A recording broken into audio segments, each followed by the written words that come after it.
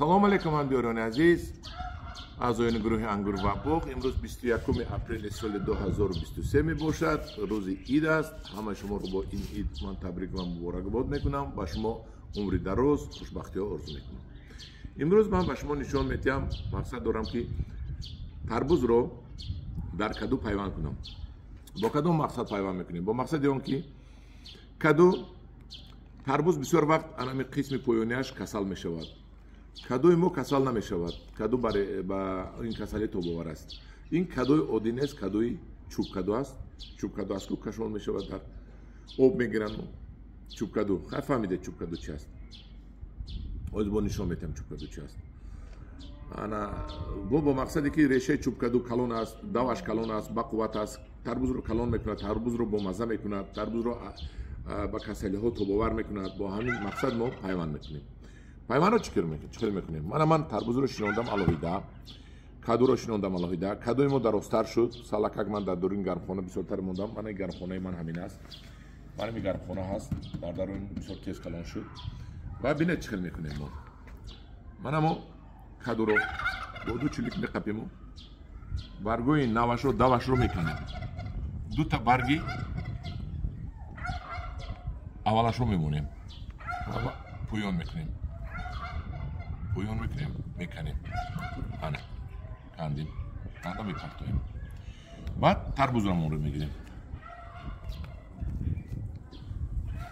тарбузамонро мегирему. тарбузамонро мебурем. бо лезва. ин бо лезва. ва аз як тарафаш анахел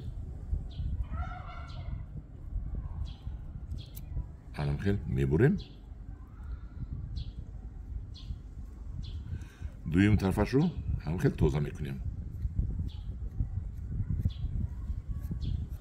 ҳамин пӯстакашро тоза мекунем ки барои часпидани мо мусоид кунад.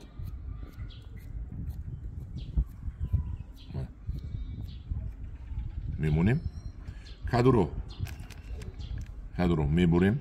бинед чӣ хел мебурам ман. кадуро ана аз ҳамин таги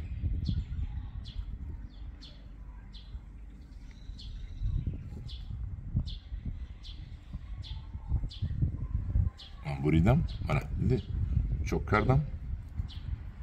акнун тарбузро дар ҷои чок кардагӣ мемонем ва баъд бо стреч пленка метовонем. дар ин ҷо ман агар клипси меёфтам, беҳтар буд. клипсиш меҷиқада, лекин душанберо ман кофтам, ягон ҷо клипси наёфтам. ин бисёр нозук аст. ман ҳамҷоҳо ҷой кардам, бисёр қинд аст. мо бояд ҳам ҷой кунем ки нағалтад.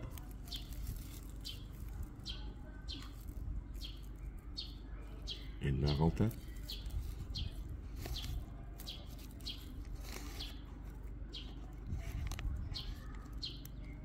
инаш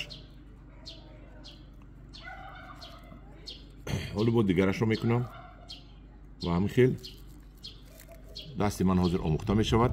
баъд тез мекунам. ман инро оста оста карда шидам ки шумо ҳам тамошо кунед ва ёд гиред.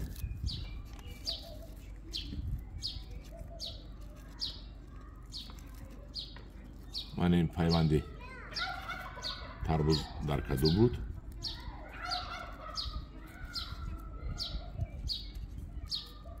ман ҳамин хел акнун ман инро баргардонда дар гармхонааш мемонам.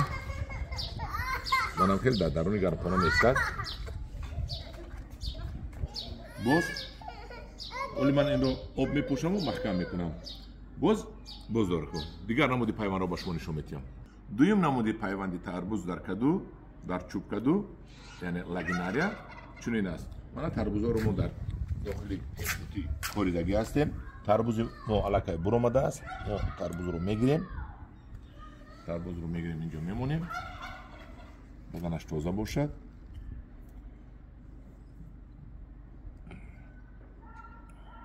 дандонковакро мегирем. ҳарчанде ки ин майда аст, лекин یک میسنجیم و ما بین همین چوبکدو رو ما اکل میکنیم، سوراخ میکنیم.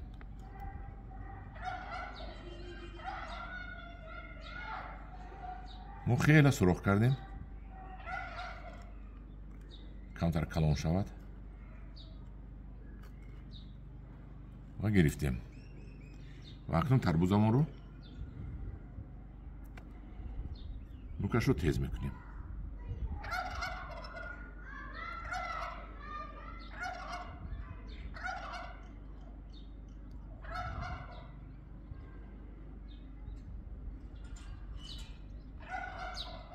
پوستکش رو میگیریم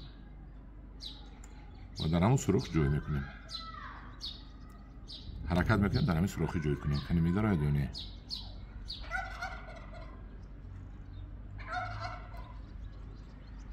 بله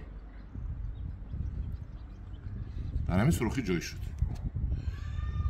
تمام دیگر یکون کار نمیکنیم. قبل اینش هم یک بسته مونیم ها. گفته روسو на всякий случай.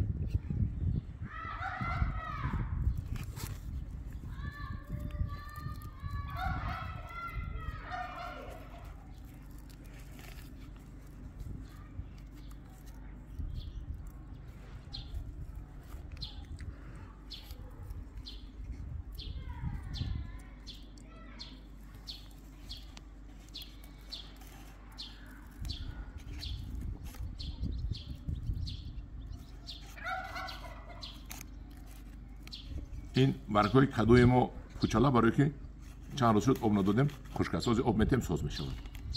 من این دویم نمود پیوند باز پیوند رو با داخل همین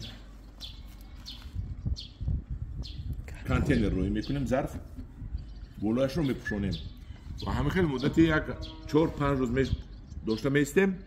خدا خواهد این میچسبد.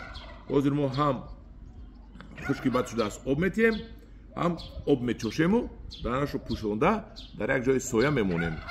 آفتاب نباشد که میسوزاند. انا این بود پیوندی تربوز در کدو. هم دیران عزیز دو نمودش رو نشان دادم.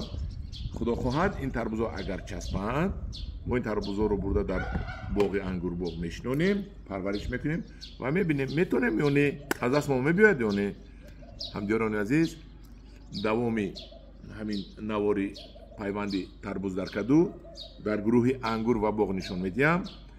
از همین لحاظ از شما احترام خواهش میکنم که با گروه انگور و باغ پادپیسات شوید، ابونه شوید، معقول شده باشد لایک مونید، نروید مونید و در گروه انگور و باغ دوام همین رو هر هفته 10 روز پس تماشا کردن میگیرید. در پناه خدا باشید.